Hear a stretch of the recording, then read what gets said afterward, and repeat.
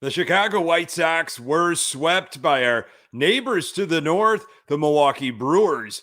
Michael Kopeck is tired of talking about battling.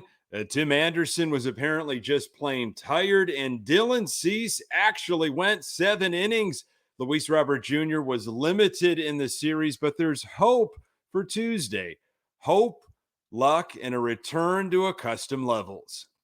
You are Locked On White Sox, your daily Chicago White Sox podcast. Part of the Locked On Podcast Network, your team every day.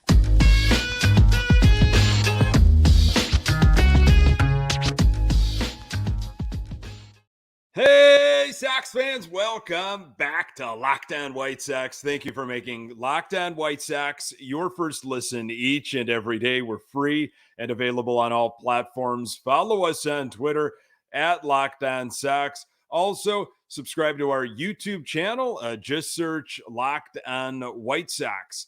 Today's episode is brought to you by Game Time. Download the Game Time app, create an account, and use code LOCKEDONMLB for $20 off your first purchase. Last-minute tickets, lowest price guaranteed. Hey, I'm your host, Nick Morawski, a lifelong die-hard Chicago White Sox fan, recording this podcast just blocks from the ballpark in beautiful Bridgeport. You can find me on Twitter at Nick_GGTB. Locked On White Sox is part of the Locked On Podcast Network, your team every day.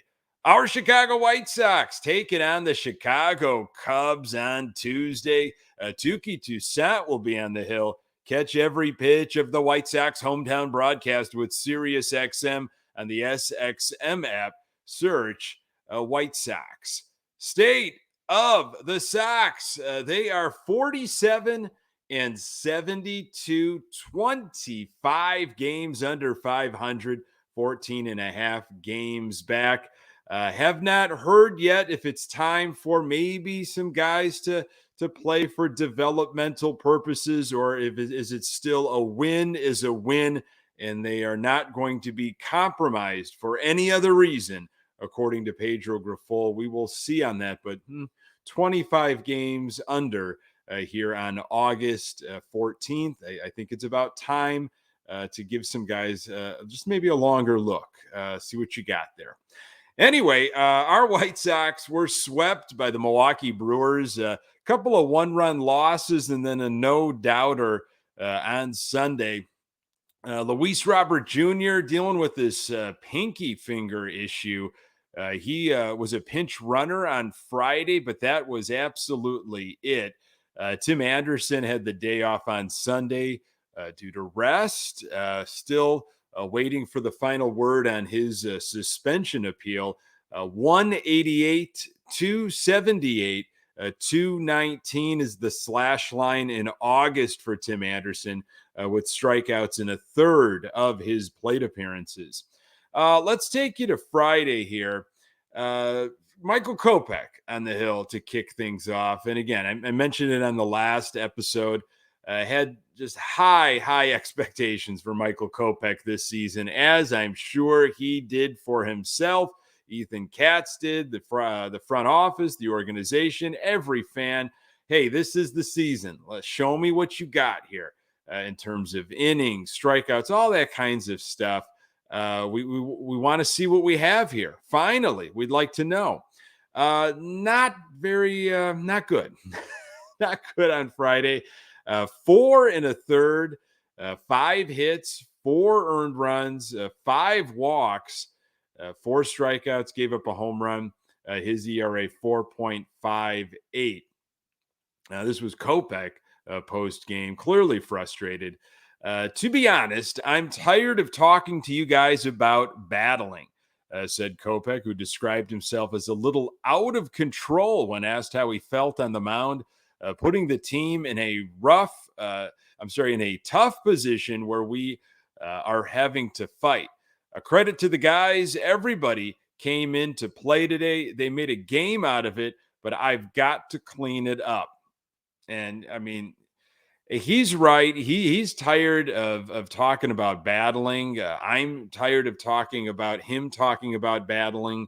Everybody else watching, listening, all the diehard Sox fans out there are scratching their head. They're tired of this. They're wondering what is going on. What is the issue with Michael Kopeck? He went on here in postgame. Yeah, I don't think it's a huge mechanical issue, said Kopeck, who has walked 39 over his last 38 and a third innings. I can go back and look at my mechanics and see I'm not being very consistent. It's focus on one pitch at a time right now. I've talked to you guys about this before.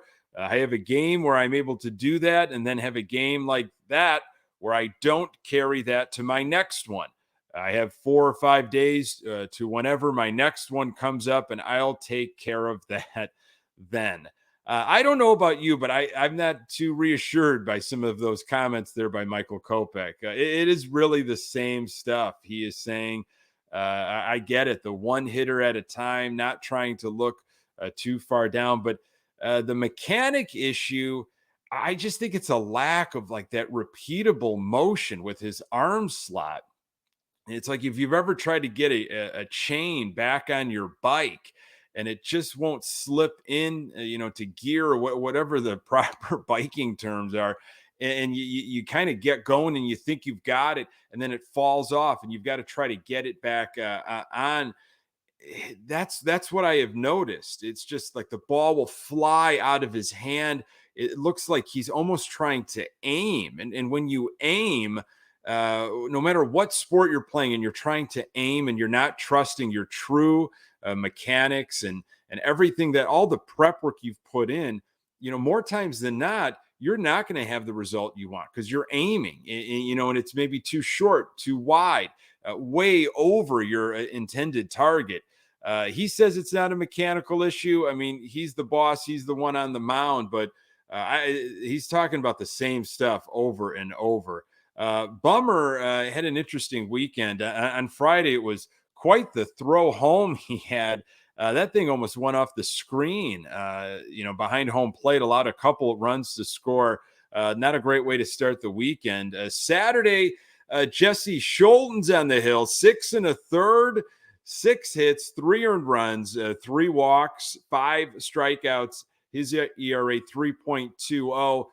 Could he be in the rotation in 2024? I mean, he's had some pretty good stuff as of late. What did he spend? 6 years in the minors, 29, 30 or something, finally getting a shot at the big league level. He's trying to make the most of it. The results have been positive. I think the Sox are going to give him a serious look in the rotation. That's not at all what I'd like for them to do. I'd like to go out and spend some premium money on a premium pitcher in free agency. I know that's laughable as I say it right now. That's not what the White Sox do. They're going to probably try to put in Tukey and Jesse Scholtens. And again, that's where we're at. Not ideal. I don't know if he could turn around and, what he's been doing here, all of a sudden magically figure it out after being in the minors for so many years. And now just like magic, here we go. I'm a brand new pitcher and he can take this into next year. Or is he just catching people off guard right now because they don't have a sample size against him? I don't know, but it's good for him. It's good to see him pitch well. This is what Scholtens had to say post-game. Felt good. Yasmani Grandal and I had a pretty good game plan going. Unfortunately, in that last inning, didn't execute. Started out with a walk, backed up a slider, and obviously hung a curveball. That's the kind of all that stands out right now. Sometimes guys like these, all they need is a consistent opportunity, and he's getting it right now. Our fearless leader, Pedro Grifol, said this is a good time for him to show everyone that he can pitch in this league. Right now, he's doing a damn good job of it.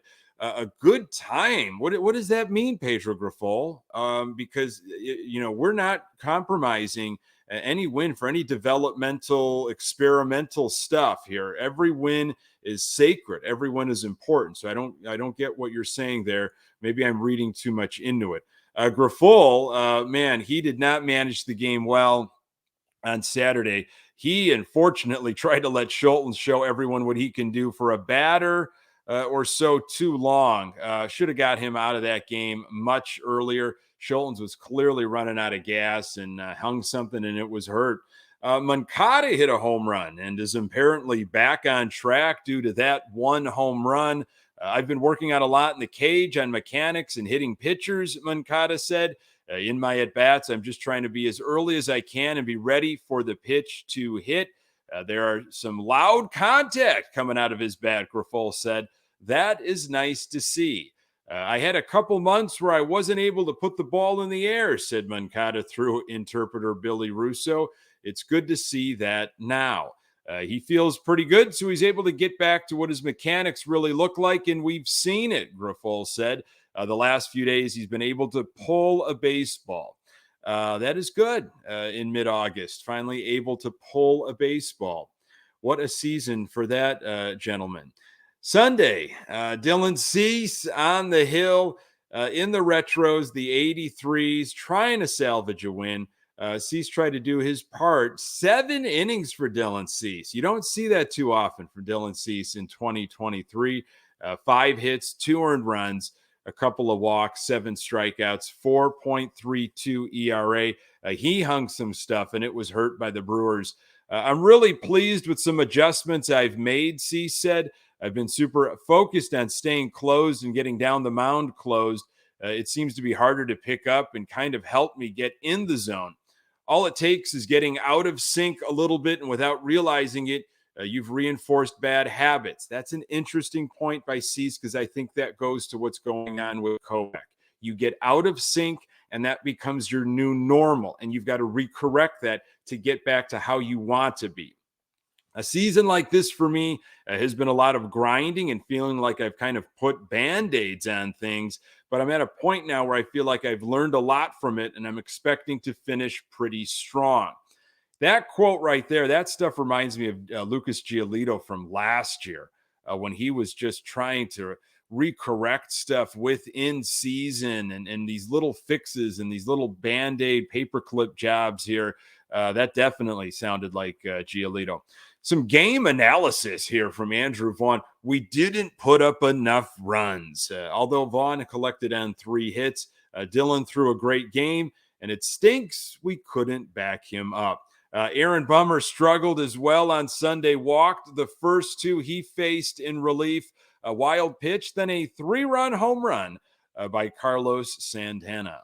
There needs to be a lot of changes with regards to personnel and roster construction, but players returning to their old selves will definitely be a repeated narrative this offseason. More on that in a moment. Today's episode is brought to you by Game Time. Buying tickets to your favorite events shouldn't be stressful. Game Time is the fast and easy way to buy tickets for all the sports, music, comedy, and theater near you. With killer deals on last-minute tickets and their best price guarantee, you can stop stressing over the tickets and start getting hyped for the fun you'll have. Game Time is the place for last-minute ticket deals. Forget planning months in advance. Game Time has deals on tickets right up to the day of the event. Get exclusive flash deals on tickets for football, basketball, baseball, concerts, comedy, theater, and more. The Game Time guarantee means you'll always get the best price. If you find tickets in the same section and row for less, Game Time will credit you 110% of the difference. Snag the tickets without the stress with Game Time. This could be a good opportunity for that reverse boycott August 24th game. Check out Game Time. Download the Game Time app, create an account, and use code LOCKDOWNMLB for $20 off your first purchase. Terms apply. Again, create an account and redeem code LOCKEDONMLB for $20 off. Download Game Time today. Last-minute tickets, lowest price guaranteed. Our White Sox face off against the Cubs on Tuesday. Catch every pitch of the White Sox hometown broadcast with SiriusXM on the SXM app. Search White Sox. So we heard all about it last offseason. Rick Hahn pitched us, we got to rely on some health and some luck and, a return to accustomed levels and all of that, with Pedro Grifol in charge and the new coaching staff. I think we got something here. And I bought it. Boy, did I buy it. But you know what? That was what they pitched. I was like, okay, that's what you're going to sell me on. All right, but I'm going to come at you when it doesn't work, and it didn't really work. We had a lot of guys that some guys bounced back, but others, we didn't have that. We didn't. Some regressed actually. Daryl Van Scoven, I had an article in the Sun Times on Sunday. White Sox need Tim Anderson and Dylan Cease to be stars again next year. Scoven wrote, with the problems with the 47 and 72 White Sox have been too numerous to count for months, but in looking ahead to 2024, what else is there? Mapping out a return to relevancy gets even harder without a return of star production from Dylan Cease and Tim Anderson. Rather than a resolution of his appeal of a 6-game suspension for last Saturday's brawl in Cleveland, Anderson received a day off from manager Pedro Grifol ahead of an off day Monday and the imminent adjunction of his appeal. It could have been the beginning of a lengthy absence for Anderson. When they rule, Grifol said. I'm hoping the appeal goes our way. But where any games without Anderson in the lineup used to be tough for the White Sox chances, the two-time All-Star is now mired in a career-worst offensive season. Again, a hot start to the second half is eroded into a 188, 278, 219 slash line in August, with strikeouts in a third of his plate appearances. The mechanics are a little off right now, and today's a good day for him to get in the cage, Grifol said.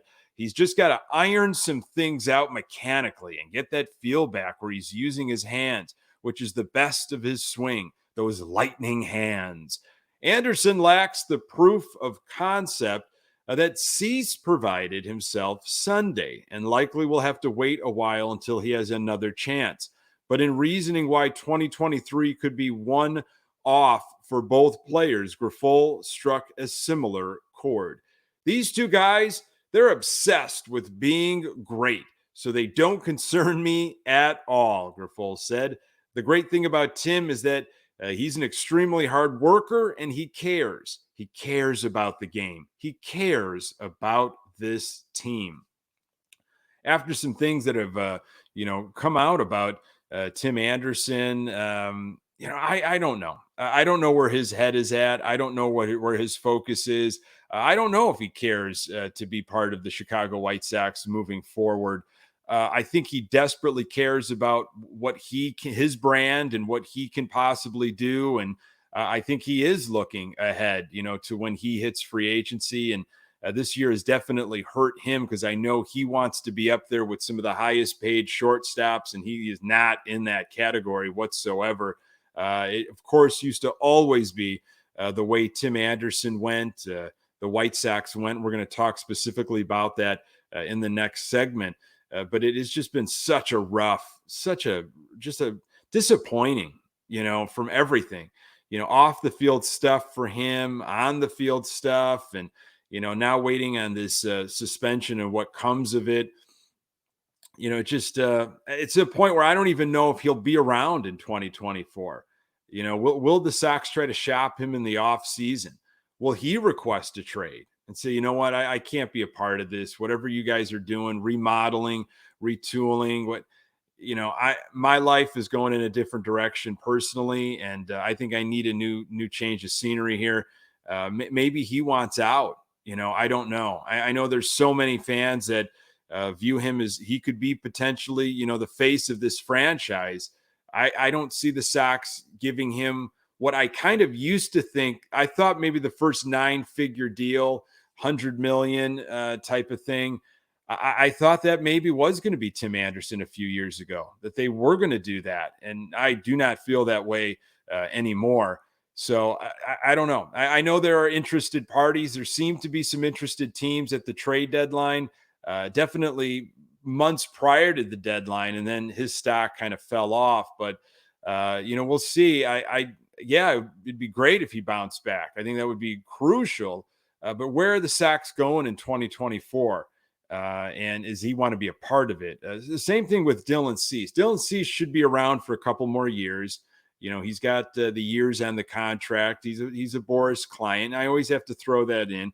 Sox have had problems dealing with Scott Boras in the past. It hasn't been impossible, but it's been difficult. I would put it more at it has been a problem for the White Sox to retain premium pitching or pay for premium pitching on the free agent market. And a guy like Scott Boras is going to want to get the absolute most for his client.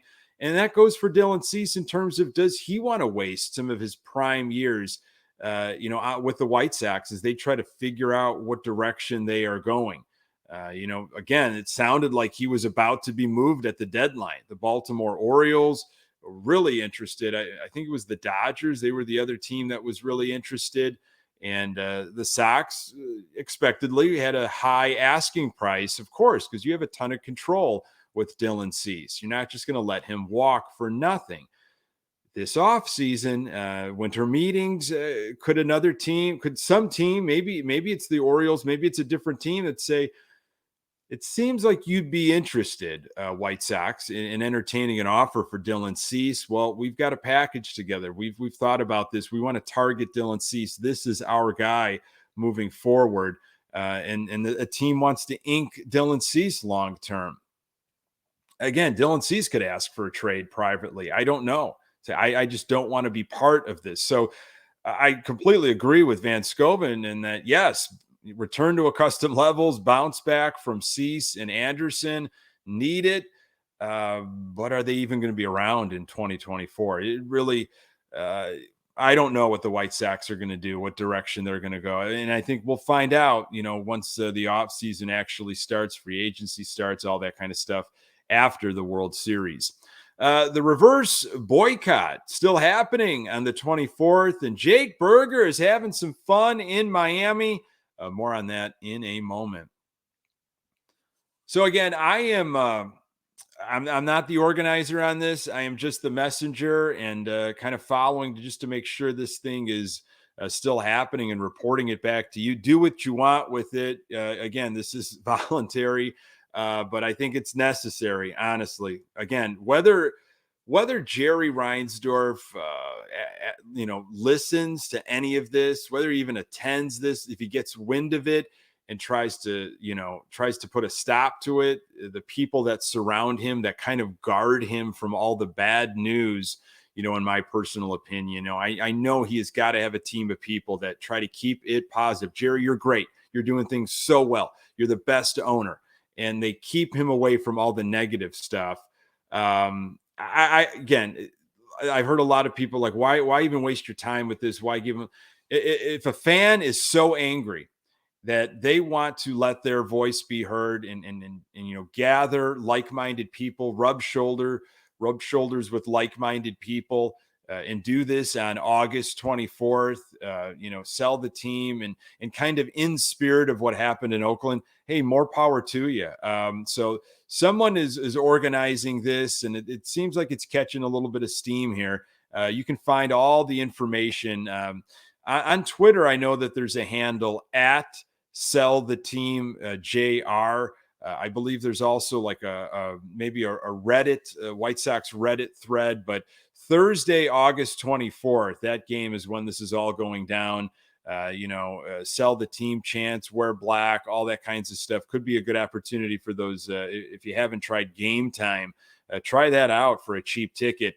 Gather some people together and just, I think fans just want to be heard. Whether they're listened or not, I don't know. It's just heard because there's so much frustration what is happening with this team. And Jerry Reinsdorf has yet to say anything. You have other owners in baseball that will get behind a microphone every now and then that will address the fans, that will address ticket holders, the media about, what has happened a particular year or the direction forward. You don't hear from Jerry Reinsdorf. He hides and, he doesn't care at all.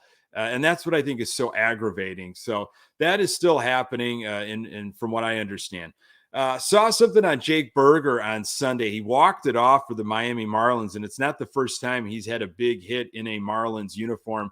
I tend to not follow players too often when they leave the White Sox, but it's still so fresh. And hey, I was a Jake Berger fan. How can you not be? His story was outstanding, and he was having a heck of a year for the Sox.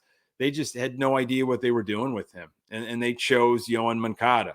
They chose a while ago Yoan Moncada with the money that they paid him, and Jake Berger just didn't have a spot. And he's having some fun. Good for him. I hope he continues to get playing time, and he earned it. All the stuff that he has gone through in his, personal life, professional career, to have this type of season, good for Jake Berger. So that was kind of nice to see. And then I think just a couple days ago, I think I missed talking about this, the Field of Dreams anniversary, the 2-year anniversary of Tim Anderson, who we talked a lot about in this episode, the walk-off against the Yankees. Wow. I still gives me goosebumps and chills when I think about it. And all the highlights that I saw on social media this past weekend. What a game. What an absolute game. Sox had it. They lost it. They had to come back. And that was that moment right there, which was, it was captured in a bobblehead. I think last year, I think they did the bobblehead. And you felt like this team is going to be a powerhouse. This team is just, there's something magical about that White Sox team in 2021. And you felt like on that national stage, all eyes watching that game, it was I just felt as a fan, like, here we come. This is just the beginning. And now I think back and I'm like, was that the high mark? I mean, was it the one playoff win in that 2021 division series? Was that the high mark of the rebuild? As we all have had these moments just thinking about what has happened here since the trade deadline, and kind of seriously reflecting on what direction is this team going in? How much time and energy are you going to invest in? And then you think at those high marks, and Field of Dreams game was absolutely it. And I've checked in with some fans over the years that were there in person, and their reactions and their experience. And it's just sounded, you will never forget that. And I just jumping out of my seat, watching it at home, you're texting and you're communicating with every Sox fan, that was such an awesome moment. And here we are just 2 years later. Wow. Going in a completely different direction. So Sox have an off day on Monday before they get things going against the Cubs. Really appreciate you making this podcast a part of your daily routine.